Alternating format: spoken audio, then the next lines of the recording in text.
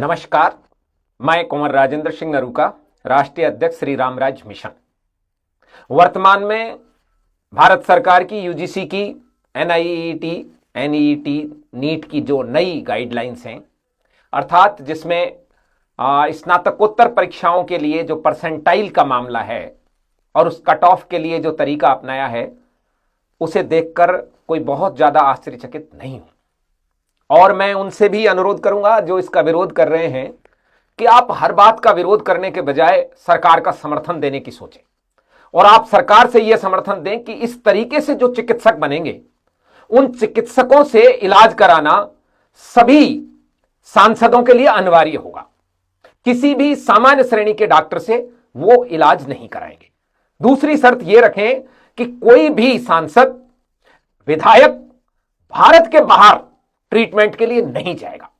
और जो हमारे ये महान प्रतिभावान बच्चे जो 0% के बाद एडमिशन लेंगे, उनके लिए एक और सुविधा की जाए, उनकी कोई परीक्षा नहीं होनी चाहिए और उनको चिकित्सक का दर्जा मिले और उन चिकित्सकों को केवल और केवल मात्र भारत के संसद सदस्यों के चिकित्सक नियुक्त किया जाए और इसके बाद यूजीसी के कर्मचारियों का भी उन्हीं को चिकित्सक नियुक्त किया जाए।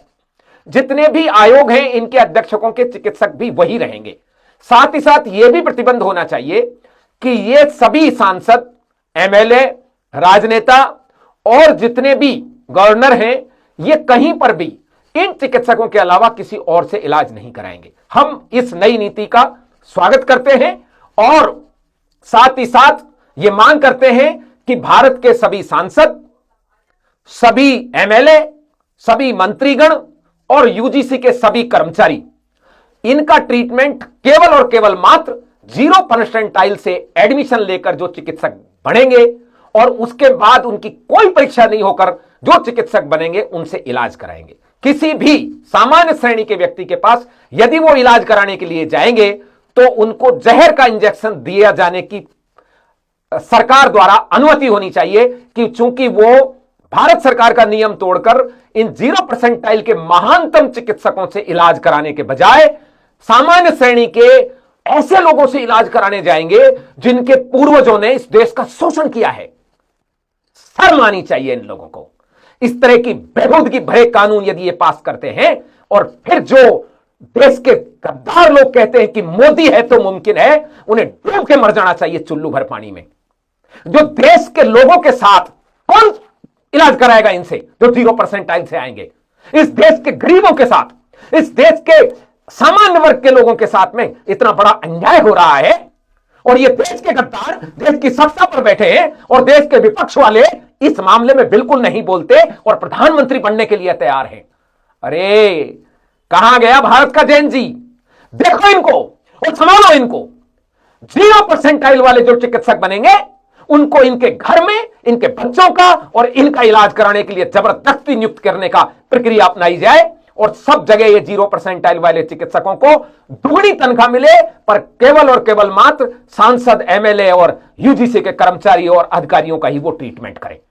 मैं कोई विरोध नहीं करता यूजीसी के इस नियम का, लेकिन अपनी मांग रखता हूं कि इस 0% से बने हुए चिकित्सक और जो पोस्ट ग्रेजुएशन की उसमें लेंगे वो इन्हीं के बच्चों को ट्रीटमेंट करेंगे, इन्हीं के बच्चों को पढ़ाएंगे और इन पर सख्त रोक हो। भारत से बाहर ये ट्रीटमेंट के लिए नहीं जाएं। किसी भी प्राइवेट कॉलेज, मेडिकल कॉलेज या किसी हॉस्पिटल से ये ट्रीटमेंट नहीं कराएं। केवल और केवल मात्र 0% वालों से ही ट्रीटमेंट कराएं और कोई इलाज नहीं है इसका। क्या कर रही है जनता? इनको पकड़ो और इनका इलाज करो। यूजीसी के घेराव से कुछ नहीं होगा। आपके आसपास जो एमएलए घूम रहा है ना, भैया जी, नेताजी, इसको पकड़ो और इसको पकड़ के चूड़ियां पहनाओ। ये बोलता क्यों नहीं है? चुनाव होने के बाद बोलने का अधिकार इसे दिया गया है। ये जो घूम रहा है ना एमपी आपके पास में, जो नेताजी, दादाजी, भैया जी, इसको पकड़ो, इसके हाथों में चूड़ियां पहनाओ और मुंह में तब आवाज निकलेगी इसके। आप करो आंदोलन। बस एक तो आपके ऊपर यह थोप दिया, उसके बाद आप आंदोलन में लगे रहे। ये चाहते हैं। ये 70 साल में लगातार गधे को घोड़ा बनाने का प्रयास कर रहे हैं, लेकिन उसके बाद जब वो नहीं चल पा रहा है तो अब कह रहे हैं गधे को ही घोड़ा मानना पड़ेगा। इनकी इस कुनीति के कारण आज देश के अंदर क्रांति होने जा रही है और जो ये क्रांति होगी, इस क्रांति का सारा दारोमदार इन नपुंसक श्रेणी के जो राजनेता हैं इनके ऊपर है। ये इस देश को लूटने के लिए सारे एक हैं। इन्हें वोट खरीदना है, इससे ले लो वोट। ये वोट कभी नहीं देंगे तुमको, लेकिन तुम्हारे दिमाग में जो गोबर भरा है वो गोबर बार बार निकल के आता है। ये जो देश का प्रधानमंत्री को जो शर्म आनी चाहिए, हमेशा अपने आप को पिछड़ा पिछड़ा पिछड़ा और अपनी जाति सूचक बातों का प्रयोग करता है, इसे डूब मरना चाहिए। और इनको समर्थन देने वाले हर राजनेता को डूब मरना चाहिए। और इनका विपक्ष जो विरोध करने के लिए वोट चोरी कर रहा है और यहां प्रतिभा चोरी हो रही है, उस पर ये चुप बैठा है, वो पप्पू राहुल गांधी, उसको भी पकड़ो और उसको चूड़ी पहनाओ कि तेरे मुंह में उल्टी बात क्यों है, सीधी क्यों नहीं आती। इन सारे राजनेताओं को पकड़कर इस देश की जनता नेपाल की तरह जब तक इलाज नहीं करेगी, इनका इलाज होगा नहीं। ये इसी तरह की बकवास करते रहेंगे। कहीं पॉक्सो के अपराधी 10-10 जिनके ऊपर केस हो रहे हैं, ऐसे आरोपी खुले घूम रहे हैं। कोई इनका स्टिंग कर रखा है सब लोगों ने, और स्टिंग रखा है इनकी जेब में। इसलिए मेरा आपसे एक ही अनुरोध है, यूजीसी नहीं, अपने अपने क्षेत्र के सांसद और एमएलए को घेरो।